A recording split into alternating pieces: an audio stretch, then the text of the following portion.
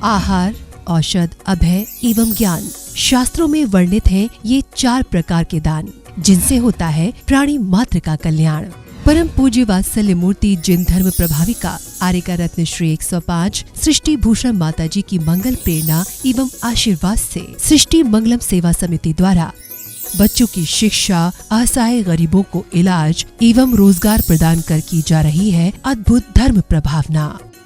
मेरा नाम आशु है। मैं एक टीचर थी। अब उस दौरान मेरा स्कूल बंद हो गया। मेरे को सांस की प्रॉब्लम है, अस्थमा की प्रॉब्लम है। फिर मुझे एक बेटी मिली, उसका नाम अपेक्षा है। उन्होंने मुझे माताजी के लिए बोला कि माँ बहुत सबकी सहायता करती हैं, माताजी मेरी कुछ समय से सहायता कर रही हैं। आज दीपावली के अवसर पे माँ ने मुझे बुलाया और मुझे ये सामान सब दिया दीपावली बनाने के लिए। मैं माँ आपकी बहुत बहुत आभारी हूँ, सदा आपकी आभारी रहूँगी। माँ, आपके बारे में आपसे मेरी बात हुई थी, आपके बारे में लोग कैसे कहते हैं ये माँ, मैं नहीं जानती। मैंने किसी लक्ष्मी को, पार्वती को, भोले को नहीं देखा, मैंने आपको देखा। मैं उस समय डूब गई थी पूरी तरह माँ, जब मेरा कोई नहीं था, मेरे अपनों ने साथ छोड़ दिया, पर आपने मेरा हाथ संभाला। आप साक्षात देवी हो, आप साक्षात अन्नपूर्णा हो माँ। मैं आपको शत शत नमन करती हूँ। आप भी मानव सेवा के लिए अपनी चंचला लक्ष्मी का सदुपयोग करें।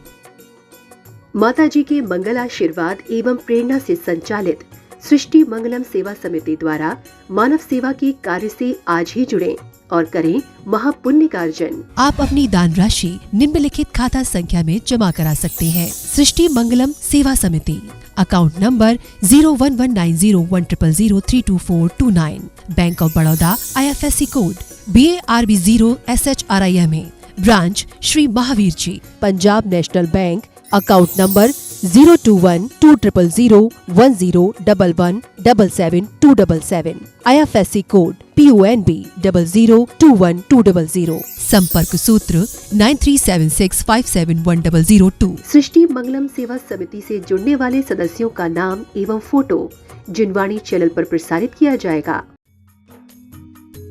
इस कार्यक्रम के पुण्यार्चक हैं रविंद्र प्रसाद जैन, बीना जैन, पुत्र पुत्रवधू राजीव जैन, पूजा जैन, अरुण जैन, निधि जैन, पुत्री दामाद संजीव जैन, ऋतु जैन, पौत्र तुषार, विपुल, वैशाली, गरिमा, सम्यक, रोहन, शौर्य, श्रीमती गीता जैन, धर्मपत्नी श्री संजय जैन, पुत्र अभिनव जैन, सुपुत्री तृप्ति जैन, दामाद श्री अंकित जैन, नाती दिव्य जैन, गुहाना, हरियाणा, सुभाष चंद्र जैन, उषा जैन, सोनिया जैन, मयंक जैन, आगरा, श्री नवीन जैन, श्रीमती बबीता जैन, श्री प्रवीण कुमार जैन, श्रीमती अर्चना जैन, प्रांशु जैन, अक्षिता जैन, डॉक्टर रिद्धि जैन, स्पर्श जैन, सौम्या जैन, कोसी कला, डॉक्टर किरण जैन, धर्मपत्नी स्वर्गीय डॉक्टर श्री शीलचंद जैन, बेटी दामाद डॉक्टर कृति, डॉक्टर कमल, डॉक्टर शची, डॉक्टर निशिन, नातिन गुनगुन, नाती मनन एवं ध्रुव जैन, जबलपुर मध्य प्रदेश, श्री मनोज जैन, गुड़गांव।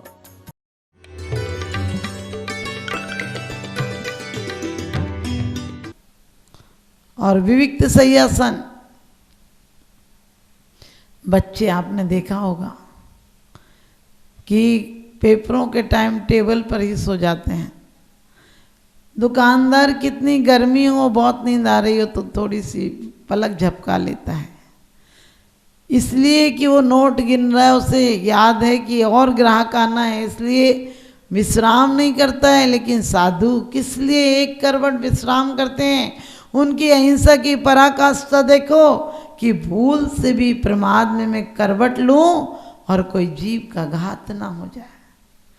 इसलिए शरीर को स्वस्थ रखने के लिए एक आसन से पिछली रयन में कछु शयन एक आसन करें। और विविक्त शय्यासन, विविक्त आसनों से अपने ध्यान में लीन रहते हैं। काय कलेश, काय कलेश तो कर रहे हो तुम, लेकिन तप नहीं हो रहा है। धूप है, दुकान में धूप आ रही है, ऑफिस दूर है, 20 किलोमीटर दूर है, तब भी तुम चले जा रहे हो गर्मी में, ट्रैफिक में फंसे हो, और तो और दुकान में भी धूप आ रही है, खाना नहीं खा पाया, टाइम नहीं मिला, लेकिन कैसे मन लगा कर करते हो? कभी नींद तक नहीं आती है तुम्हें? नोट गिनते गिनते किसी को नींद आई है क्या? अरे एक नोट जब तक कोई भूल से ले जाए तो 2 नहीं कर लोगे तब तक तुम्हें चैन नहीं पड़ती है। लेकिन वहाँ क्या कहते हैं कि वो जो पेपर में बच्चा सो जाता है, आप सो जाते हैं, वो काय कलेश नहीं है। लेकिन कायक को इस प्रकार से मजबूत बनाना कि वो किसी भी परिस्थिति में आत्म ध्यान में लीन हो सके, किसी भी परिस्थिति में अपने आप शुद्ध आत्मा में लीन हो सके, कोई उपसर्ग परिश्रय उस पर प्रतिकार नहीं कर सके, उसे विचलित नहीं कर सके। इसलिए काया को कलेश कर करके मजबूत बना देना, मोक्ष तक पहुंचाने के लिए उसको योग्य बना देना, ये बाह्य तप है। प्रायश्चित, विनय, वैयावृत्ति, स्वाध्याय, विसर्ग और ध्यान, ये अंतरंग तप है। प्रायश्चित किसे कहते हैं? पापों का त्याग करना, बिल्कुल त्याग करना। आप रोज आलोचना पाठ पढ़ लेते हैं और रोज वही काम कर लेते हैं। आपको यदि कोई गलती आपकी भी हो तो आप दूसरों को दोष दे लेते हैं। आपने देखा होगा गलती आपकी होती है कि आपने ठीक से देख के नहीं चले या कुछ हुआ तो क्या कहते हैं, वो हम तो ठीक से जा रहे थे, एक पत्थर था ना, पत्थर गलत था, तुम तो ईमानदार आदमी थे। किसी से झगड़ा भी हो जाए तो स्वयं नहीं सोचते हो मेरी गलती है, मैंने क्यों झगड़ा किया। बोलते हमारा तो मन ही नहीं था झगड़ा करने का, लेकिन क्या करें, उनने ऐसी बात कह दी कि कहना पड़ा। मैंने कि तुम तो बड़े ईमानदार हो, अपने आप को बचा लेते हो। बोले हमारा तो मन नहीं रहता है किसी से झगड़ा करने का, लेकिन सामने वाला कह देता है। मैंने कि सामने वाला कह दे और उसके बाद तुम्हें गुस्सा नहीं आए तो समझना कि तुम्हारा प्रायश्चित है, क्योंकि आज तक तुम पश्चाताप को प्रायश्चित समझ लेते हैं। पश्चाताप तो तुम हर बार कर लेते हो अपने जीवन में, रोज आलोचना पाठ पढ़ लेते हो। सुनिए जिन्हें अर्ज हमारी, हम दोष किए अति भारी, तिनको अब निवृत्ति काजा, तुम शरण लगी जिन राजा। क्या कहते हो, तुम्हारी शरण लगी, मैंने बहुत पाप किए हैं, तुम उसकी निवृत्ति कर दो। लेकिन आप सोचना, आपकी निवृत्ति ऐसी हो जाएगी, किताबों के पेज में आपकी निवृत्ति हो जाएगी। अरे प्रायश्चित का मतलब है आत्मशोधन, आत्म परिवर्तन, बिल्कुल से अंतरंग से बदल देना।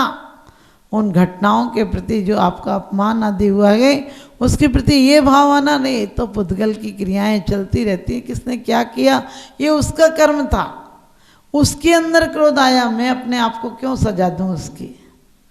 ये प्रायश्चित का मतलब है किसी दूसरे की नहीं, आत्मा में कमजोरी आई उसके कारण हमें दिखाई दिए दोष किसी के, ये है प्रायश्चित।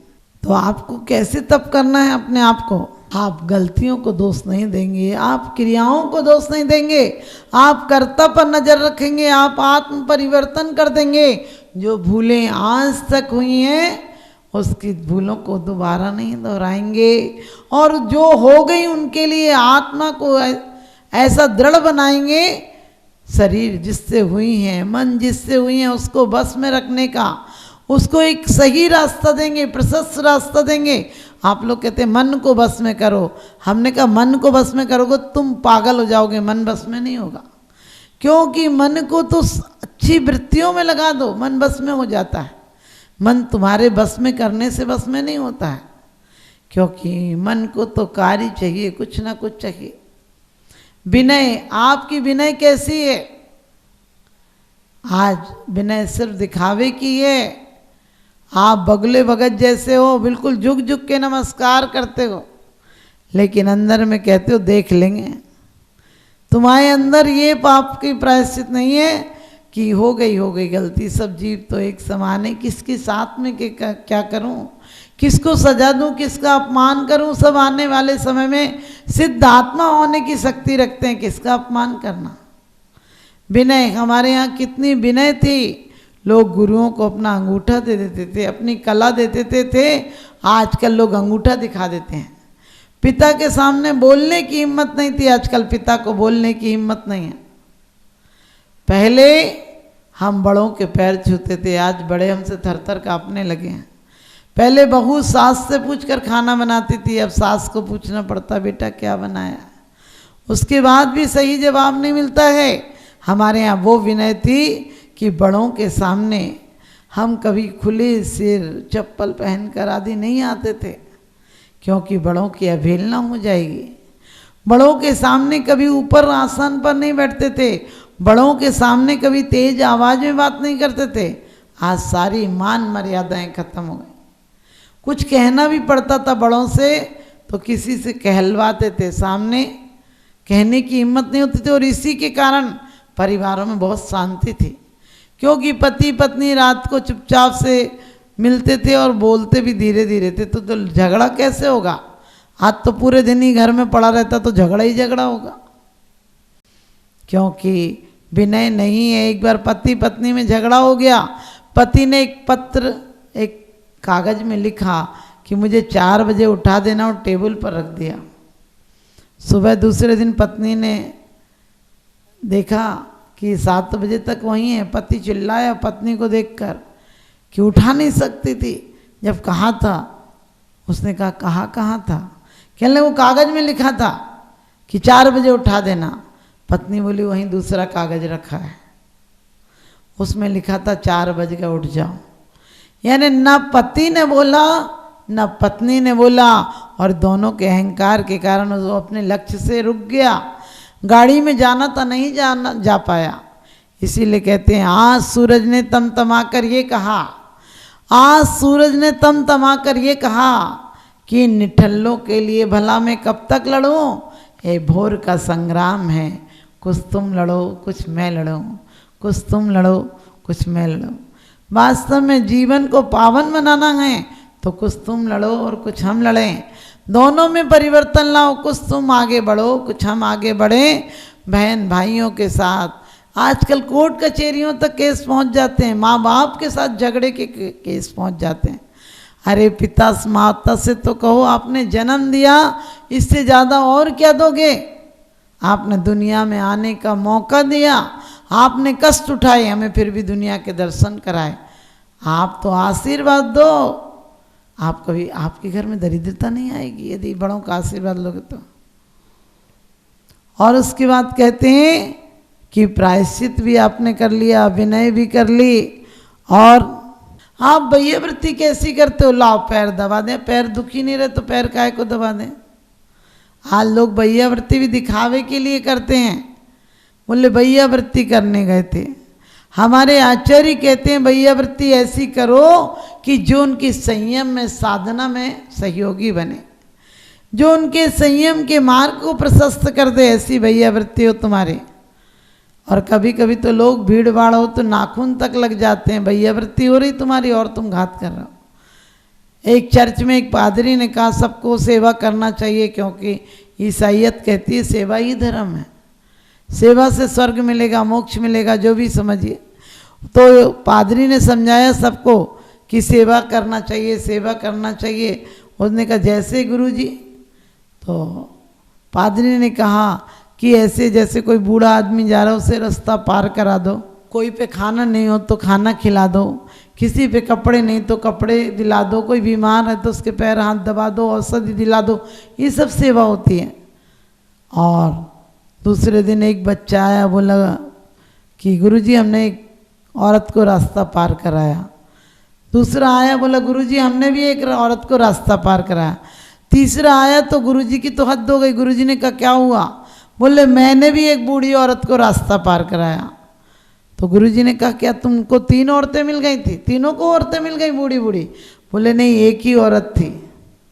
बोले फिर रास्ता कैसे पार कराया? बोले आपने ही तो कहा था स्वर्ग जाना है तो रास्ता पार कराओ।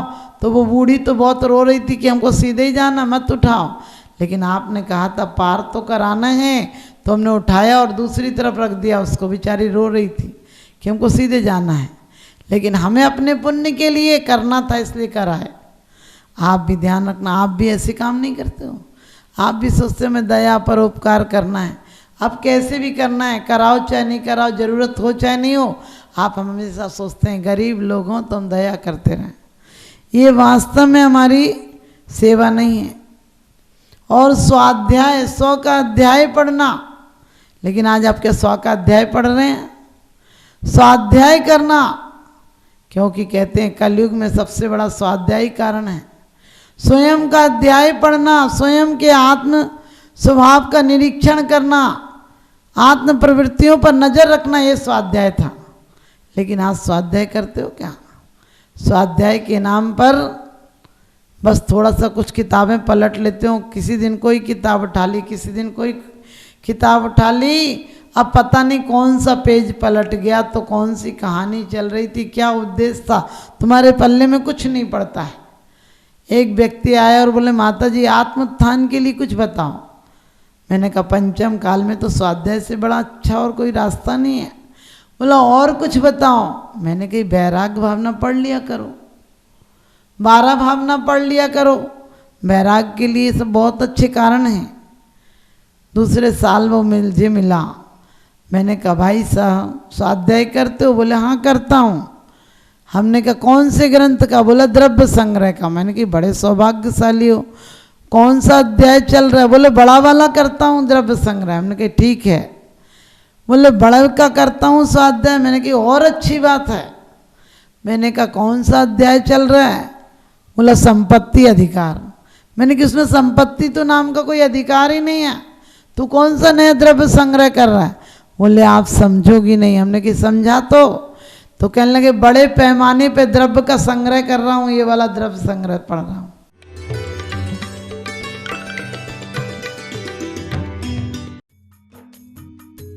इस कार्यक्रम के पुण्यार्चक थे स्वर्गीय श्री हेमचंद जी जैन, स्वर्गीय श्रीमती पुष्पा देवी जैन के पुण्य स्मृति में पुत्र पुत्र वधु श्री आनंद जैन, श्रीमती सुधा जैन, पौत्र पौत्र वधु विवेक जैन, पालची जैन, गौरव जैन, श्रुति जैन, पड़पौत्र पड़पौत्री आर्जव जैन, प्रयान, दृशिका, द्रशिका, लाइशा सृष्टि मंगलम सेवा समिति में धर्म रक्षक का पद प्राप्त किया। विकास जैन, वर्षा जैन, आर्जव जैन, अर्णव जैन गुरुग्राम, श्री अनिल जैन, श्रीमती राशि जैन, अंकित जैन, श्रीमती प्रियंका जैन, व्यान, सानवी, पुत्री चीना, तुषार, कृष निवासी मुरादाबाद उत्तर प्रदेश, श्रीमती किरण देवी जैन, सब परिवार निवासी दीमापुर।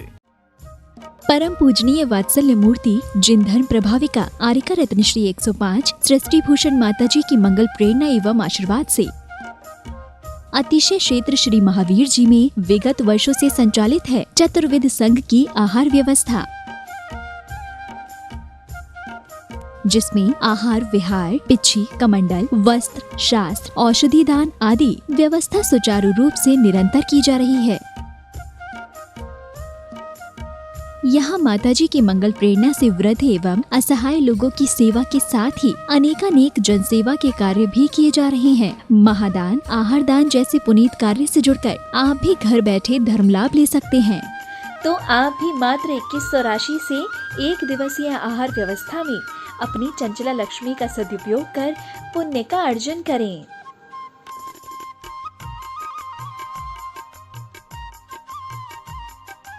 एक दिवसीय आहार व्यवस्था 2100। सामान्य सदस्यता 1 वर्ष 11,000, सामान्य सदस्यता 2 वर्ष 21,000, सदस्यता 31,000, विशिष्ट सदस्य 51,000, अति विशिष्ट सदस्य 71,000, संरक्षक 1,11,000, शिरोमणि संरक्षक 2,11,000। संपर्क सूत्र 9376571002। आप अपनी दान राशि निम्नलिखित खाता संख्या में जमा करा सकते हैं। सृष्टि Mangalam Seva Samiti, account number 011901000032429, Bank of Baroda, IFSC code BARB 0SHRIMA, branch Shri Mahavir ji. Srishti Mangalam Seva Samiti, Punjab national bank, account number 021200101 177 IFSC code PUNB 0021200। आपके द्वारा दिया गया दान 80G एवं 12A के अंतर्गत कर मुक्त रहेगा।